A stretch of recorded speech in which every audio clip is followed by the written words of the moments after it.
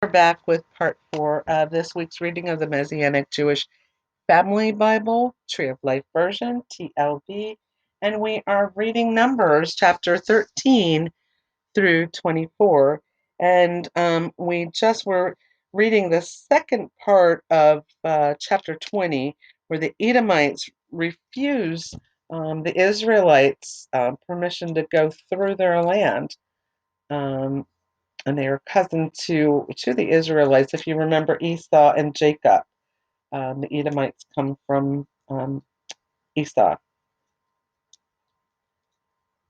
So they're not very kind to B'nai Israel, and we're going to find out later as we get into the prophets how unkind they are to them as well. That's a way out spoiler alert, because we're not going to get to that anytime soon because we got a lot of other ground to cover here. But just keep that in mind, tuck that in the back of your mind about the Edomites, because they're going to crop up again as we read through this Bible. Okay, the last part of chapter 20. Aaron gathered to his people. The entirety of the community of B'nai Israel set out from Kadesh and came to Mount Hor. Now at Mount Hor, near the Edomite border, Adonai said to Moses and Aaron, Aaron will be gathered to his people. He will not enter the land which I have given to B'nai Israel, because you rebelled against my command at the waters at Meribah. Take Aaron and his son Eleazar and take them up to Mount Hor. Remove Aaron's garments and put them on his son Eleazar, and Aaron will be gathered up, and he will die there. Moses did as Adonai commanded. As Adonai commanded him to do, that's what Moses did. They ascended Mount Hor before the eyes of the whole community. Moses removed Aaron's garments and placed them on Eleazar his son, and Aaron died there at the top of the mountain. Then Moses and Eleazar descended the mountain. When they saw that Aaron had died, the entire community mourned Aaron for 30 days. So that is the end of chapter 20. So they were mourning for 30 days for Aaron. And actually, the priesthood was passed on then at that point to Eleazar. And Eleazar is going to be a pretty main character too as we move forward, as you're going to find. And Joshua is also going to. You're gonna find also Eleazar's son, Phineas, is also going to be mentioned here. Okay, we're going to move on to chapter 21. Neheshatan, snake on a pole. When the Canaanite king of Arad, who lived in Negev, heard that Israel was coming along the road to Atharim, he attacked Israel and captured some of them. Then Israel vowed to Adonai and stated, If you deliver this people into our hand, we will put their cities under the ban of destruction. Adonai listened to Israel's plea and delivered up the Canaanites. They put them and their cities under the ban of destruction. So the name of the place was called Hormah, Hormah. They traveled from Mount Hor along the route to the Sea of Reeds in order to go around the land of Edom. The spirit of the people became impatient along the way. The people spoke against God and Moses. Why have you brought us from Egypt to die in the wilderness, because there is no bread, no water, and our very spirits detest the despicable food? So Adonai sent poisonous serpents among the people, and they bit the people, and many of the people of Israel died. The people came to Moses and said, We sinned when we spoke against Adonai and you. Pray to Adonai for us that he may take away the snakes. So Moses prayed for the people. Adonai said to Moses, Make yourself a fiery snake and put it on a pole. Whenever anyone who has been bitten will look at it, he will live. So Moses made a bronze snake and put it on a pole, and it happened that whenever a snake bit anyone and he looked at the bronze snake, he lived. So that is the snake on a pole.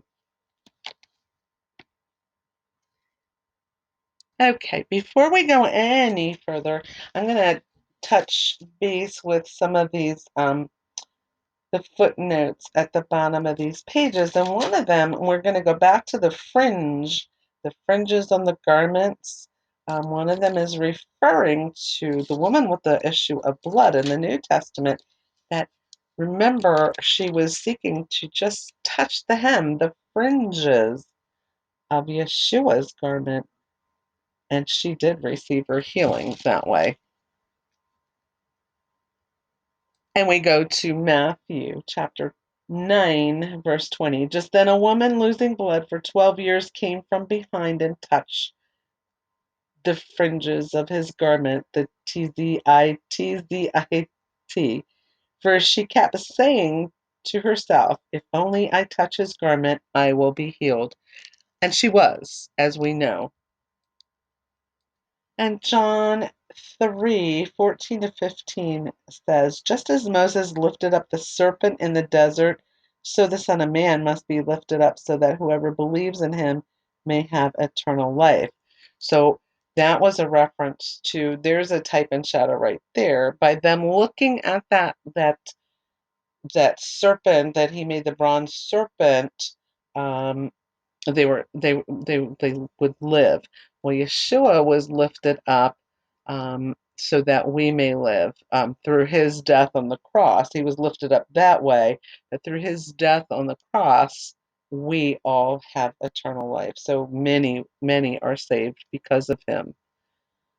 Okay, the next part of chapter 21 is called Journey to Moab.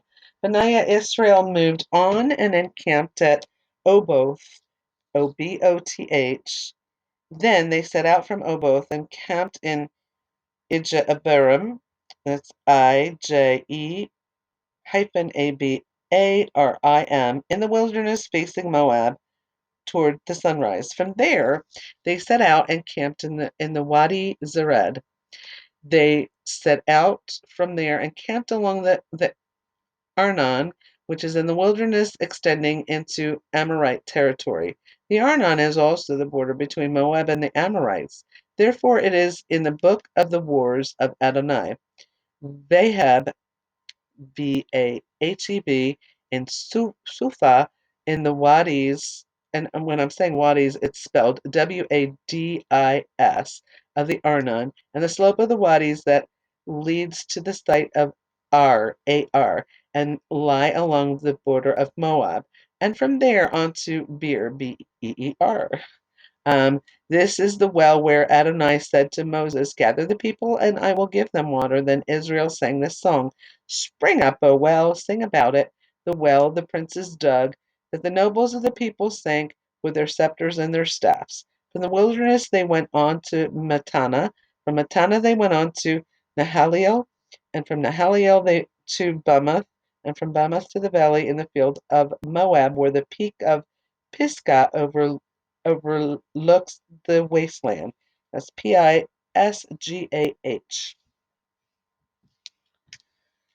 So this is part of their journey.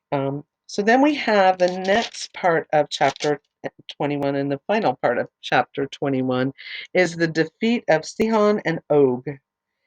Israel sent messengers to King Sihon of the Amorites, saying, permit us to pass through your land. We will not turn aside into the field or vineyard, nor drink water from the wells. We will travel in the king's highway until we will have passed through your territory. But Sihon would not let Israel pass through his territory. Instead, Sihon called out his entire army and marched out into the desert to oppose Israel. When he came to Jahaz, he fought against Israel, but Israel struck him by the sword's edge and conquered his land from Arnon to Jabbok, as far as the Ammonites, because the border of the sons of Ammon was fortified. Israel conquered all these cities and occupied all the Amorite cities, Heshbon and all its towns. Heshbon was the city of King Sihon of the Amorites, who had fought with the former king of Moab and had taken from his control all the land as far as the Arnon. Therefore the poets say, come to Heshbon, let her be rebuilt. Let the city of Sihon be restored. 4. Fire went out from Heshbon, a blaze from the city of Sihon. And when I'm saying Sihon, it's spelled Sihon. It consumed Ar of Moab, the masters of Arnon's heights. Woe to you, O Moab! You have been destroyed. People, O Chemosh, that's Chemosh. He has given up his sons as refugees and his daughters as captives to Sihon, king of the Amorites. But we overthrew them. Heshbon, as far as Dibon, is destroyed. We have demolished them as far as Nophah up to Medeba. So Israel was living in the land of the Amorites after Moses sent spies to Jazer. They captured their towns and drove out the Amorites who were there. Then they turned and went up the road to Bashan. Og, king of the Bashan, went out to confront them, and he and all his people in battle at Edrei. That's Edrei. Adonai said to Moses, "Do not fear him. I have given him with all his people and his land into your hand. You are to do to him just as you did to Sihon, the Amorite king, who was living in Heshbon." So they struck him and his sons and his entire army until no survivor was left to him, and they possessed his land. So they have defeated both Sihon and Og, and have now possessed the land of both of them. So now we're going to recap a little bit here before we go to chapter 22. I'm going to recap. Actually, I have been recapping the chapters as we're going, but I want to give a little nugget here, and describe the murmurings. I mentioned about talking about this last week, and I said I would probably do it this week, and I'm going to do just that. The murmurings that began in Exodus continued in Numbers. As we talked about before, Moses complained and questioned God when he called him to service and came up with all kinds of excuses, even saying that he could not speak properly.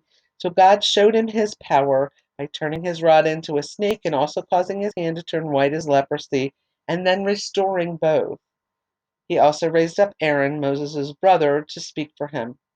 In Egypt, the Jews complained about Moses, saying that Moses made their conditions under the slavery of Egypt worse, because after he and Aaron went to Pharaoh to set them free, Pharaoh's heart was hardened and ordered them to get their own straw to make bricks and that they not fall behind in their production. Even though they complained, God still delivered them out of the bondage of Egypt. The children of Israel became fearful when Pharaoh's army came after them and said to Moses that he led them in the wilderness to die and they might have been better off in Egypt. Moses told them not to be fearful, to watch and see the salvation of the Lord. God parted the Red Sea, the Sea of Reeds, for them, and not one was lost when they had crossed to the other side. Pharaoh's, but Pharaoh's army was drowned in the sea when God allowed the sea to return to normal. Then we have the murmurings and the complaints of Bani Israel of the waters being bitter at Marah, and God showed Moses a tree, and when he cast it into the water was made sweet. And later in their travels in the wilderness, there was a situation where there was no water, and Bani Israel really murmured and complained, and God told Moses to strike the rock. This time he had done that, and that water would be brought forth, and that happened. But now, as we read in Numbers 20, there was no water, and Moses was supposed to speak to the rock. But Bnei Israel had him so frustrated that he struck the rock twice, and water came out. And God was not happy with Moses, and this is why he could only see but not enter the promised land, as we're gonna read further. Then the children of Israel, Bnei Israel, examined and demanded that they wanted meat to eat. So God gave them a lot of meat. But in Exodus 16, God had provided quail in the evening, manna in the morning, and there was fresh manna every morning. In Numbers 11, God was not happy with their complaining. They murmured about the varieties of food they missed when they were in Egypt. They had Moses frustrated with them, and God was angry. So he sent quail, but he also sent a plague that time, and many had died. And then they murmured and complained that Moses led them in the wilderness to die, and God punished some of the people for this. Miriam and Aaron spoke against Moses, and God afflicted Miriam with leprosy, but restored her within 7 days because Moses cried out to the Lord for her restoration. Then there was complaints about Moses being an authority Korah, who was a cousin to Moses, rose up against Moses along with 250 others, and Moses told them to gather, and God would show them who he wanted to lead, and if he chose someone else, Moses would step aside. But God made it clear that he chose Moses and did not approve of this rebellion, and he caused the ground to open and swallow them up, and they went down alive into the pit, into Sheol, and the earth closed upon them, and they perished from among the congregation. And that happened in Numbers 16, which we have just read. Throughout the wilderness wanderings, there was a lot of murmuring and complaining that went on by Bani Israel, and quite a few times Moses became frustrated with them, having been placed as a leader for them. And God also became angry with them. And Moses, even though he became frustrated with them, he pled their case before Adonai because Adonai was ready to wipe them out and start all over with Moses. But Moses did find favor with God that way, and he did get some of them spared. So that's a little nugget on the murmurings of Bani Israel. The other thing I want to mention here is when we talk about, we also want to enter our land of rest in our lives, just as Israel was about to enter a land of rest in theirs. And They didn't trust Adonai. So Israel was not allowed to enter the promised land because of their disobedience, their sins, and their unbelief. They listened to the report of the spies about the giants, and the spies comparing themselves as the size of grasshoppers. Joshua and Caleb were the only two of the 12 spies that had faith in God, and they were spirit led and confident in being able to be victorious through God, but the people did not believe them. They believed the majority. And this happens in today's world when we think about that. How often do people just go with the flow? They believe the majority without even looking at the facts. And they really didn't weigh out the facts. They just heard the bad news and they went with it. So, and how often, do you hear the bad things on the news and you go with that? And this is how people get kind of lost and get into panic stages. And you really need to be stepping back and looking at things and taking it to the Lord and letting the Lord lead. And if they had done that, um, and gone with Joshua and Caleb, who believed in God. I mean, they had seen miracles at this point. These people had seen things that, were so amazing, and they knew God existed. They definitely knew. How could they fall into, and you wonder how they could fall into disbelief. This was the generation that was led out of Egypt. They saw everything that Adonai did, yet they fell into disbelief. So God forbade them to enter the promised land, with the exception of Joshua and Caleb. So they ended up a total of 40 years in the wilderness. And it was only going to be a matter of, like, I think, what was it, 11 days it was supposed to take them to get to Canaan.